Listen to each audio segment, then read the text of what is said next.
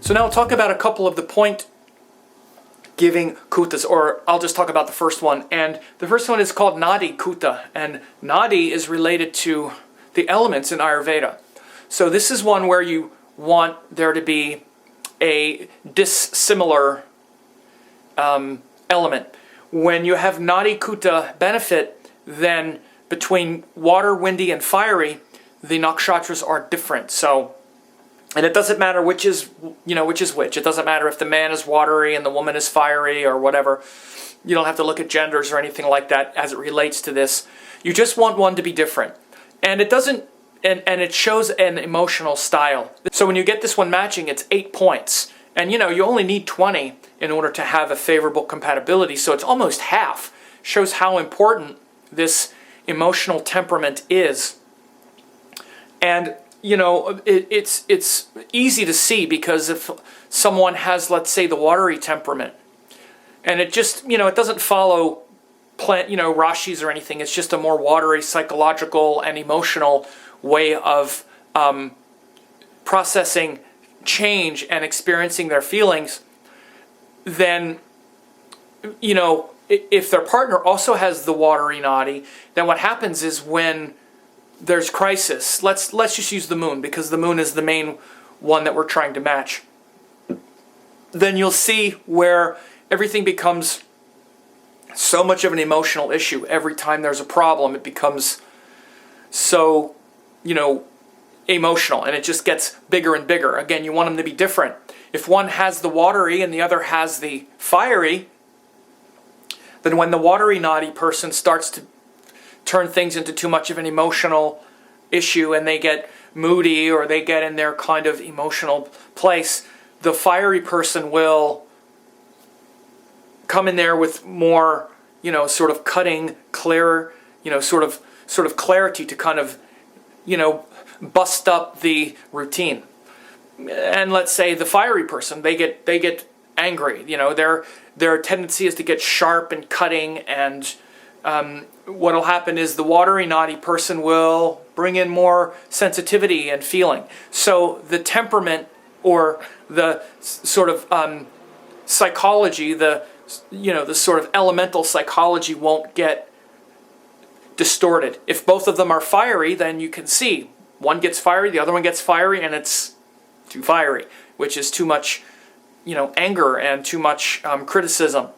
If someone has the windy nadi, let's say there are two who have the windy nadi, then again it's too intellectual. The wind is about like just processing, talking, and too sort of disconnected and aloof when you have two of them. If you have one who has the windy and the other, let's say, has the fiery, then the clarity of the fire comes in and supports the ideas of the wind. And again, the windy nadi tends to disperse some of the fire and maybe sort of interpret it a little bit more, make it a little more flexible. The windy person can also work on the watery person that way, where the watery person is too in their emotional state. The windy person is more flexible, they're more intelligent about it, more lighthearted. But again, that's their tendency too. That's their imbalance, or they might turn everything into some kind of disconnected idea. So then the watery person can bring them back down to their heart, because that's where the watery person is. So this Nadi Kuta is very important, and it's about finding a balance between the two. And again, this is the important stuff when you're doing a relationship astrology reading and you get into the Ashtakutas. You have to be specific about these things. You do a great disservice when you just look at the score, because the score is going to be a combination of all of these things that I'm going to describe. So the first one is Nadi Kuta, because it has to do with the elemental psychology based on Ayurveda.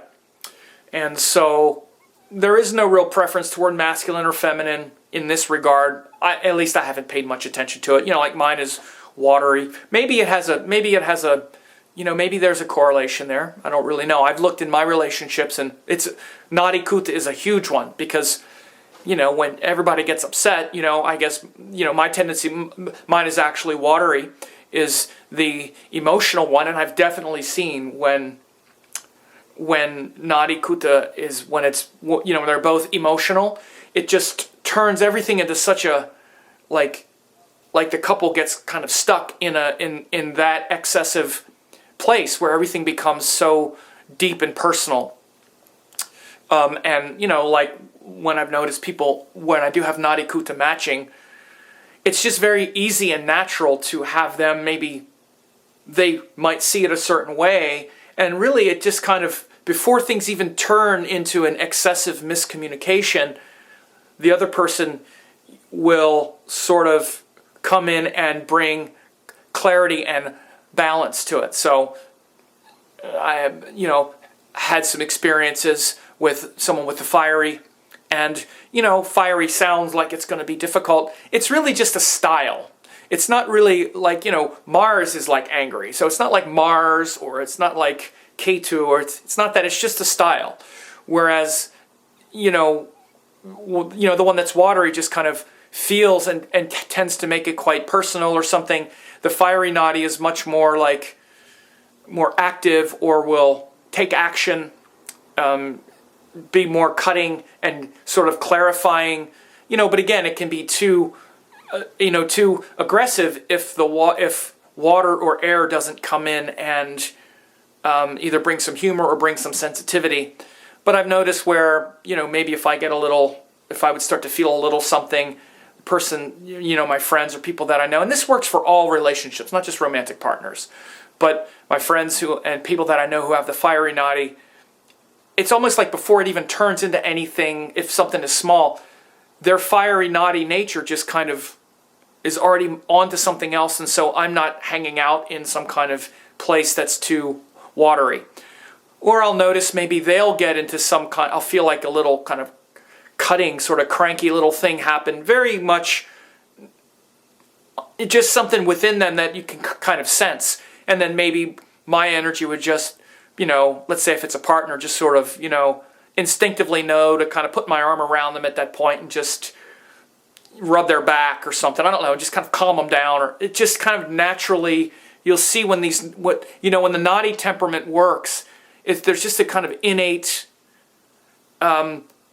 sort of balancing of that temperament. And when it doesn't, you know, like the one person getting a little emotional will then affect the other person. They'll get a little emotional, and then it just keeps kind of going. It's just sort of too much. Or one person gets a little fiery and they make a sort of little cutting comment. If the other person also has fiery Nadi, they might make a cutting comment back. Maybe not even at them. And again, it's not even at the other couple. So you got to see, it's not just when like people argue, or it's not just when issues come up, but just in life.